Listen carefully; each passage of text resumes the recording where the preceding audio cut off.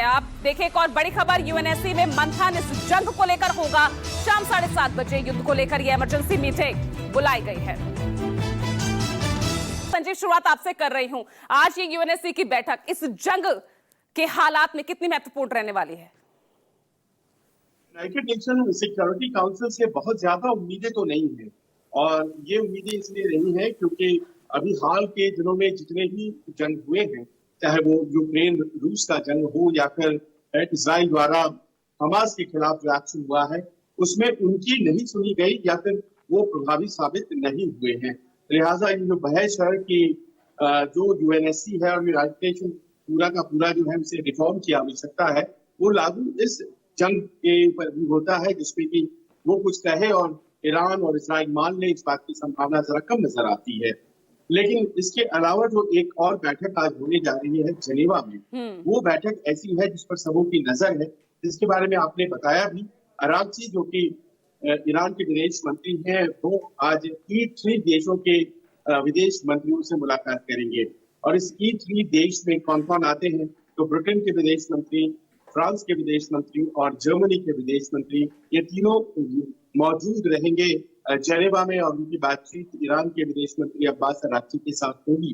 जाहिर है कि इस मौके पर जबकि अमेरिका ने डिले कर दिया है एंट्री अपनी इस युद्ध में और कहा है कि 2 सप्ताह के अंदर हम फैसला लेंगे, एक बड़ा विंडो खुल गया है जिसमें कि क्या बातचीत से चीजों को संभाला जा सकता है, इस बारे में तय होगा। और उसमें एक बहुत बड़ी भूमिका जेनेवा की बैठक की होने जा रही है।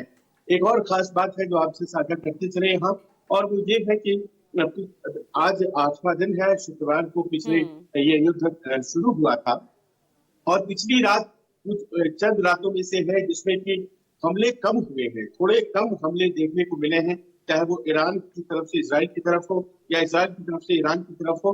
और अब कोशिश इन दोनों देशों की ये है कि जो वाइटल इंस्टॉलेशन है उसके ऊपर हमला किया जाए ताकि ज्यादा से ज्यादा नुकसान हो सके। और ऐसे में आप पा रही हैं कि ईरान की तरफ से भी कोशिशें ये हो रही हैं कि उनके जैसे अस्पताल पर किया और अस्पताल के आसपास बताया जाता है कि उनके मिलिट्री इंस्टॉलेशन थे, उसी तरह से ईरान ने भी जो हमले किए हैं वो या तो वो इराक हेवी वाटर की जो फैसिलिटी थी उस पर किया है, वो पास के रिएक्टर को हेवी वाटर सप्लाई करती थी।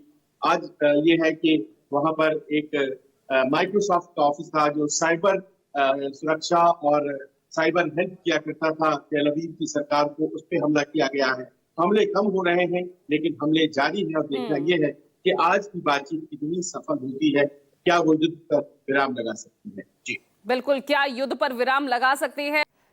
संजीव, सीज फायर वाली सिचुएशन अभी होती हुई नजर आ रही है, क्योंकि जिस तरह से हम देख रहे हैं हालात, जो ताबड़तोड़ हमले दोनों ही देशों की तरफ से हो रहे हैं।